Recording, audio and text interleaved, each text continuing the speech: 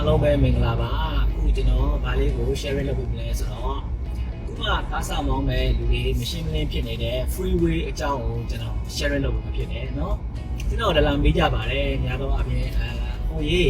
freeway ကဘယ်လိုခေါ်တာလဲကျွန်တော်ချက်ဖို့ကနေလည်းလာမေးကြတယ် comment တွေလည်းမှန်းကြတယ် freeway ကိုဘယ်လိုသိရမလဲเนาะအဲ့လိုတွေမေးကြတယ်เนาะ okay အဲ့အလေးကိုပြောခင်မှာကျွန်တော်စီးရေးအကြောင်းကိုကျွန်တော်ပြောမယ်เนาะလိင်းနေအကြောင်းကိုပြောမယ်เนาะကျွန်တော်တို့မောင်းနေတဲ့လမ်းတွေမှာဆွဲထားတဲ့အယောင်ကဘယ်နှယောင်ရှိတယ်အားလုံးပြလိုက်ပါအယောင်2ယောင်ပဲရှိတယ်အဝါရယ်အဖြူရယ်ဟုတ်ပြီเนาะအဝါရယ်အဖြူရယ်เนาะကျွန်တော်တကယ် basis လေးတွေကျွန်တော်ရှင်းပြရတာသိလွယ်တဲ့ basis လေးတွေအဝါရယ်အဖြူရယ်ရှိတယ်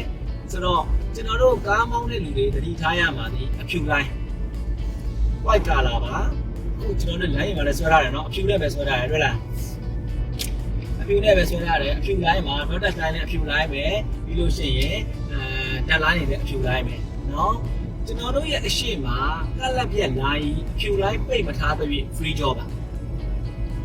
ဒါလုံးဝ basis point ပဲเนาะကလပ်ပြက် line အဖြူ line ပိတ်မထားသေး free job ပါเนาะဒါက color နဲ့ကျွန်တော်ပြောချင်းဖြစ်တယ်အဝါဒီဘူးတွေပေးထားတာလေထားပါတော့လမ်းလျှောက်တဲ့လူတွေစပိန်သမားတွေအနှေးရင်တွေပေါ့နော်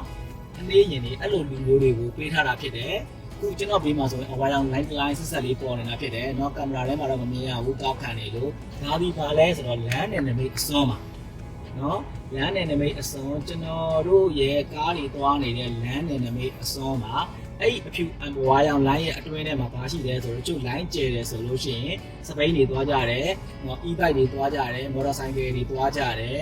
เนาะအဲ့လိုတွေရှိပါတယ်ပြောရမယ်ဆိုတော့ bike lane လို့ခေါ်တာပေါ့เนาะ okay ပါကျွန်တော်တို့ကားသမားတွေဒီအဲ့တဲကိုဝင်သွားလို့မရဘူးဟောတာเนาะသဘောတရားရအကယ်၍စပိန်သမားတွေစပိန်သမားတွေရှိမယ်အနေရင်သမားတွေရှိမယ်သူတို့တွေစီးလို့ရှိရင်လည်းကျွန်တော်တို့ရဲ့အဲ့ဘဝလိုင်းရဲ့အပြင်ဘက်ကျွန်တော်တို့ဘက်ကိုဝင်မလာရဘူးเนาะဒါဆိုလို့ရှိရင်ရှင်းပြီเนาะဒါကာလာနဲ့ဟောပြောတာပါနောက်တစ်ခုကကျွန်တော်တို့ကန်တော်ကြီးပတ်လန်းတို့တချို့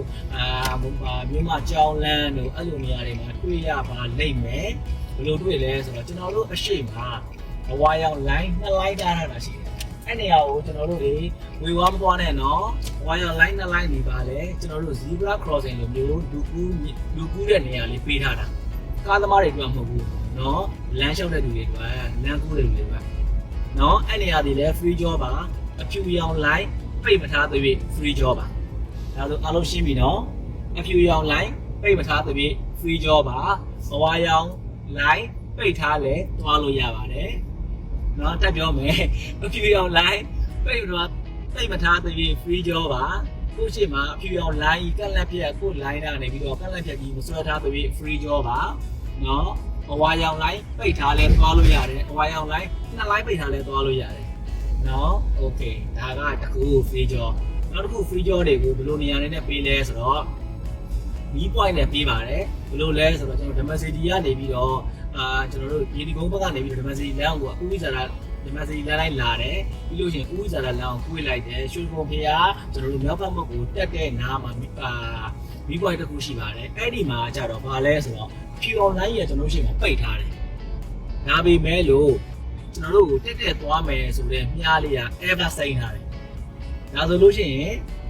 မီး point ကိုပဲကြည့်ပါမီး point စိမ့်သွားလို့ရတယ်။နော်အဖြူရောင် line ပိတ်ထားတော်ညာလေမီး point ရှိရင်သွားလို့ရတယ်။အဲ့တော့ပြောချင်တာကလိုလေးပါနော်မီး point ရှိတယ်ဆိုလို့ရှိရင်မီး point များမှာပြထားတဲ့ပြည်ကျွန်တော်တို့သွားလို့ရတယ်။အဖြူရောင် line ပိတ်ထားပြီမဲ့လို့မီး point ပြတယ်သွားလို့ရပါတယ်။အဲ့လိုပြောတာပါ။အကယ်၍မီး point လည်းမရှိဘူးအဖြူရောင် line ပိတ်ထားတယ်ဆိုရင်တော့